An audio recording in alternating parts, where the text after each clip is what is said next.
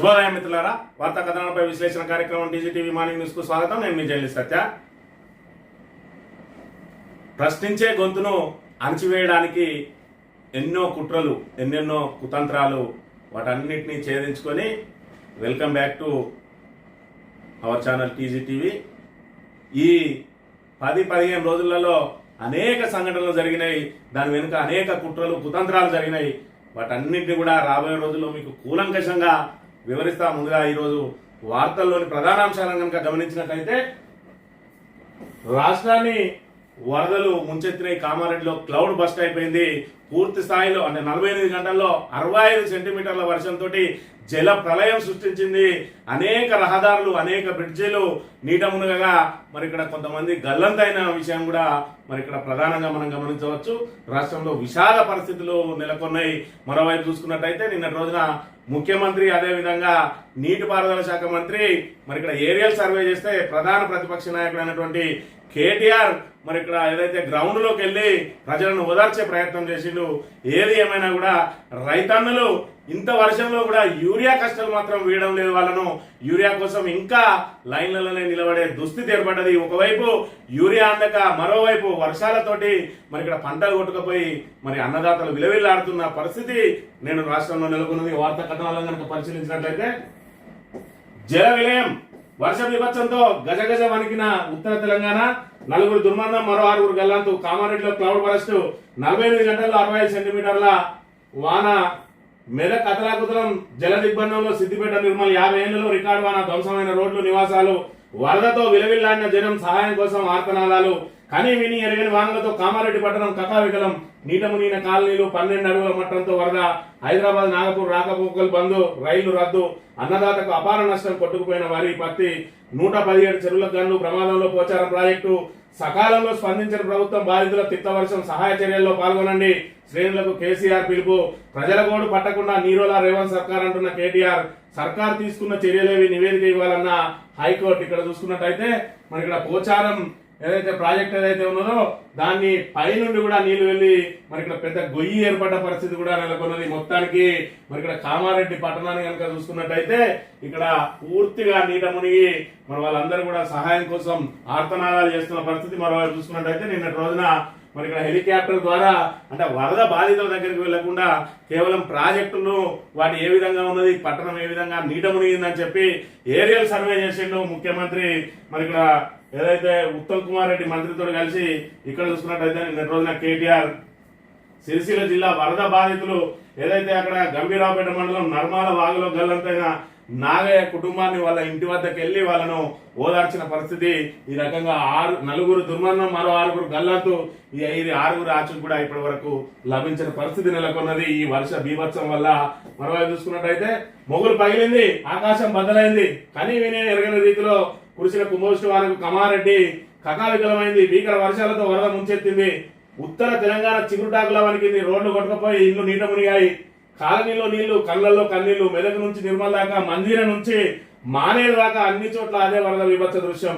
ఇంత జరిగినా యూరియా కోస పట్టనట్టే వరద యాతన కూడా సర్కారు పడలేదు. సమస్య వదిలేసి సహాయ చర్యలు గాలికొదిలి ఇతర అంశాలపై సమీక్షలతోనే సరిపెట్టింది ప్రభుత్వం అని చెప్పి మరి ఇక్కడ పెద్ద ఎత్తున ఒకవైపు చూసుకున్నట్టయితే మరి అక్కడ ఏదైతే ఒలింపిక్స్ 2036లో జరగబోయే ఒలింపిక్స్ కి సంబంధించి సమీక్ష సమావేశాలు చేశారు, కానీ యూరియా కోసం మాత్రం ఇప్పటి వరకు సమీక్ష చేయలేదు రాష్ట్ర ప్రభుత్వం అని చెప్పి కూడా పెద్ద ఎత్తున విమర్శలు వినిపిస్తున్న పరిస్థితిని కూడా మనం ఇక్కడ చూడొచ్చు. ఇక్కడ చూసుకున్నట్టయితే సిద్దిపేట జల దిగ్బంధంలో చిక్కుకోకపోతే దవాఖానలో ఉన్నటువంటి పేషెంట్లను ఈ వరదల నుంచి తరలిస్తున్నారు.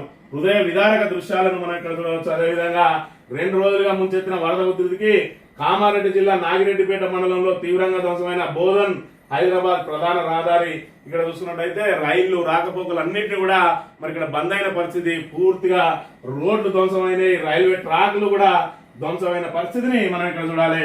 ఇక్కడ చూసుకున్నట్టయితే నెక్స్ట్ కేంద్ర ప్రభుత్వానికి సంబంధించి చూసుకున్నట్టయితే ఆర్ఎస్ఎస్ బీజేపీల మధ్య ఏదైతే వివాదం నెలకొన్నదో దాన్ని మరి ఇక్కడ సరి చేసుకునే ప్రయత్నం చేస్తా ఉన్నారు. కేంద్రంతో ఘర్షణ నిజమే, వారితో గొడవలు లేవు, మావి సలహాలు మాత్రమే, తుది నిర్ణయం బీజేపీదే, కేంద్రంతో సంబంధాలపై ఆర్ఎస్ఎస్ చీఫ్ భగవత్ అని చెప్పి మరి ఇక్కడ ఏదైతే ఆర్ఎస్ఎస్ కు బీజేపీకి మరి ఇక్కడ ఘర్షణ జరుగుతా ఉన్నది, ఏదైతే వాళ్ళ మధ్యలో విభేదాలు కూడా చూపినాయి. 75 ఏళ్లకు రిటైర్మెంట్ అని చెప్పి మోడీని ఉద్దేశించే ఆర్ఎస్ఎస్ చీఫ్ మరి ఇక్కడ వ్యాఖ్యలు చేసిందని చెప్పి పెద్ద ఎత్తున దుమారం ఏదైతే రేగుతా ఉన్నదో దానికి సంబంధించి మా ఇద్దరి మధ్య ఎలాంటిది మరి ఇక్కడ విభేదాలు లేవు, కొంతవరకు సంఘర్షణ మాత్రం ఉన్నది, మేము వాళ్ళకు సలహాలు ఇస్తాం తప్ప ఆ ప్రభుత్వంలో జోక్యం చేసుకోము. మేము అదే విధంగా 75 అనే ఏదైతే 75 సంవత్సరాలకే రిటైర్మెంట్ అనేది ఏది కూడా మేము ఇప్పటి వరకు అలాంటిది విధించలేదు అని చెప్పి మరి ఇక్కడ వివాదాలకు తెరదించే ప్రయత్నం చేస్తున్న పరిస్థితిని కూడా మనం ఇక్కడ గమనించాలి. చూసుకుంటే మిత్తి చారానా బద్నాం బారానా, కాంగ్రెస్ తప్పుడు ప్రచారం, పడాపంచలు, రుణాలకు చెల్లిస్తున్న వడ్డీపై ఇన్నాళ్ళు రేవంత్ రెడ్డి అసత్యాలు, నెలకు 6,500 కోట్లంటే అబద్ధం, కట్టేది 2,338 కోట్లే, కాకు సర్కార్ ఇచ్చిన గణాంకాలే అందుకు సాక్ష్యం, కాంగ్రెస్ పాలనలో తీవ్ర అనిశ్చితిలో తెలంగాణ ఆర్థికం, బడ్జెట్ రాబడి అంచనాల్లో 4 నెలల్లో వచ్చింది 21%, వార్షిక అంచనాల్లో ఇప్పటికీ 45% దాటిన అప్పు అని చెప్పి మరి మిత్తి చారానా బదనం బారానా అని చెప్పి ఏదైతే 6,500 కోట్లు మేము ఇక్కడ వాళ్ళు చేసిన అప్పులకు అసలు వడ్డీ కడతా ఉన్నాం అని చెప్పి ఇప్పటి వరకు మేము చేసిన అప్పులన్నీ కూడా మరి వాళ్ళకు ఏదైతే కిస్తీలు కట్టడానికి సరిపోయిందని ఇప్పటివరకు రేవంత్ రెడ్డి ఏదైతే చెప్పిండో ఆయన కట్టేది కేవలం 2,338 కోట్లు, ప్రతి నెల 6,500 కోట్లు అని చెప్పి అబద్ధాలు చెప్తూ ప్రజలను మరి ఇక్కడ బదనాం చేస్తా ఉన్నాడు, గత ప్రభుత్వాన్ని బదనాం చేస్తూ ప్రజలను మభ్యపెట్టే ప్రయత్నం చేస్తా ఉన్నాడు అని చెప్పి మరి నిన్న రోజున కాదు నివేదిక అందుకు నిదర్శనం అని చెప్పి ఇక్కడ నమస్తే తెలంగాణ ప్రచురించింది. సాక్షి దినపత్రిక విషయానికి వస్తే ఎక్కడ చూసినా కూడా మరి ఇక్కడ జల విలయానికి సంబంధించిన హృదయ విదారకమైన సంఘటనలు కనబడతా ఉన్నాయి. ఇక్కడ రైల్వే ట్రాక్ వేలాడుతా ఉన్నది, ఇక్కడ లారీ బస్సు మరి NS-44 ఏదైతే ఉన్నదో దానిలో రోడ్లు ఉమ్ముకుపోయి మరి ఇక్కడ వాటిలో బోల్తాలు పడ్డ పరిస్థితిని కూడా మనం ఇక్కడ ప్రధానంగా గమనించవచ్చు. ఇక్కడ చూసుకున్నట్టయితే మహేష్ కుమార్ గౌడ్, అదేవిధంగా ఉత్తమ్ కుమార్ రెడ్డి, ముఖ్యమంత్రి రేవంత్ రెడ్డి ఏరియల్ సర్వే చేసిన అంశాన్ని కూడా మనం ఇక్కడ గమనించాలి. యుద్ధ ప్రాతిపదికన మరమ్మతులు, వరదలతో దెబ్బతిన్న రోడ్లు చెరువులను పునరుద్ధరించాలి, అందుకోసం వెంటనే అంచనాలు తయారు చేయండి, మృతుల కుటుంబాలకు ఎక్స్‌గ్రేషియా చెల్లించండి, అధికారులకు ముఖ్యమంత్రి రేవంత్ రెడ్డి ఆదేశం. మెదక్ కామారెడ్డి జిల్లాల వరద ప్రాంతాల్లో ఏరియల్ సర్వే, వరదలపై హైదరాబాద్ లో ఉన్నత స్థాయి సమీక్ష అని చెప్పి మరి ఇక్కడ వరద ప్రాంతాలకు సంబంధించి ఏరియల్ సర్వే చేసిన. అదేవిధంగా నిన్న రోజున ఎల్లంపల్లి ప్రాజెక్టు వద్ద మాత్రం అక్కడ దిగి దాన్ని స్వయంగా పరిశీలించిండ్రు. ఎందుకంటే ఈయన వరద ప్రాంతాలకు సంబంధించిన దానికంటే ముఖ్యంగా రేపటి రోజున అసెంబ్లీలో చర్చించబోయేటువంటి ఏదైతే కాళేశ్వరం మీద చర్చ జరగబోతా ఉన్నదో దానికి ముందస్తు ప్రిపరేషన్ అన్నట్టుగా ఇక్కడ వరదలో చిక్కుకున్న వాళ్ళ విషయాలు వాళ్ళ గోడంతా కూడా వదిలేసి మళ్ళీ హరీష్ రావు మీద ఏదైతే కేసీఆర్ మీద బురదజల్లే కార్యక్రమానికి ఈ వరదలను కూడా వాడుకున్న పరిస్థితి మనం చూడవచ్చు. నిన్న రోజున ఎల్లంపల్లిలో మరి ఇక్కడ ఏదైతే కాళేశ్వరం ప్రాజెక్టుకు సంబంధించి మరి ఆ నీటిని ఎత్తిపోయారా మరి సుందిల్లా అన్నారు మంచిగానే ఉన్నాయి కదా అంటే అది 3 ఒకటే రకమైన డిజైన్, 3 ఊలిపోతాయి అని చెప్పి మరి దాన్ని ఇప్పటికి కూడా అబద్ధాలను నిజం చేయడానికి అబద్ధాలు పదే వల్లే వేస్తున్న పరిస్థితిని అయితే మనం ఇక్కడ ప్రధానంగా గమనించాలి. ఇక విద్యార్థి వీసా 4 ఏళ్లే కాల పరిమితి విధించాలని అమెరికా యోచన కొత్త వీసా నిబంధనలు ప్రతిపాదించిన ట్రంప్ ప్రభుత్వం, భద్రతాపరమైన ముప్పు తలెత్తుతుందన్న అగ్రరాజ్యం నిబంధనలపై ప్రజల అభిప్రాయాలకు 30 రోజుల గడువు అని చెప్పి మరి ఇక్కడ విద్యార్థి వీసాలు ఏవైతే ఉన్నాయో వాళ్లకు 5 సంవత్సరాల నుంచి 4 సంవత్సరాలకు ఎక్కువ ఇస్తా ఉన్నారు. మరి ఇక్కడ విద్యార్థులు వాళ్ళ చదువు అయిపోయిన తర్వాత ఉద్యోగాలు వెతుక్కోవడానికి ఆ సమయం సరిపోదు అని చెప్పి కూడా మరి ఇక్కడ ఒకవైపు వాళ్ళు ఆందోళన చెందుతా ఉంటే అమెరికా మాత్రం ఏదైతే భారత్ ను టార్గెట్ చేసుకుని దీని కక్ష సాధింపు కోసమే ప్రయత్నాలు చేస్తున్న పరిస్థితిని మనం ఇక్కడ గమనించాలి. ఆంధ్రజ్యోతి విషయానికి వస్తే వరద బీభత్సం, ఏ పేపర్ చూసినా కూడా మరి ధ్వంసమైన రోడ్లు, కొట్టుకపోయిన మరి ఇక్కడ వాగులు, బ్రిడ్జిలు, పోచారం ప్రాజెక్టుకు సంబంధించి ఏదైతే మరి ఈ రకంగా గుంత పడ్డదో మరి త్రుటిలో తప్పింది దానికి ప్రమాదం. ఇప్పుడు వరద తగ్గింది కాబట్టి ప్రాజెక్టు సేఫ్ అంటా ఉన్నారు, లేదంటే ఎక్కడ కొట్టుకపోద్దా అని చెప్పి కింద ముంపు గ్రామాల ప్రజలైతే ప్రాణాలు అరచేత పెట్టుకుని బతికిన పరిస్థితిని మనం ఇక్కడ చూడవచ్చు. ఇక్కడ చూసుకున్నట్టయితే జగిత్యాల జిల్లా వడ్డలింగాపూర్ లో గర్భిణిని ఇక్కడ జేసీబీ ద్వారా రోడ్డు దాటిస్తా ఉన్నారు. ఏదైతే ఆ బ్రిడ్జి తెగిపోయింది, ఆ నీళ్ల నుంచి మరి ఆ వాగు దాటడానికి బ్రిడ్జి మరి ఇక్కడ జేసీబీ ద్వారా ఆ గర్భిణిని బయటికి దాటించి అక్కడ అంబులెన్స్ ద్వారా మరి హాస్పిటల్కి పంపించిన పరిస్థితి. ఈ రకమైన హృదయ విదారకమైన దృశ్యాలు చోటు చేసుకున్నాయి నేడు తెలంగాణలో. మొన్నటి వరకు మరి అతివృష్టి ఉండే, వర్షాలు లేక రైతులు నానా ఇబ్బందులు పడతా ఉంటే, ఇప్పుడు మొన్నటి రకం అనావృష్టితో ఇబ్బందులు పడతా ఉంటే, ఇప్పుడు అతివృష్టితోటి మళ్ళీ ఉన్న పంటలు కూడా కొట్టుకుపోయే దుస్థితి ఏర్పడ్డది.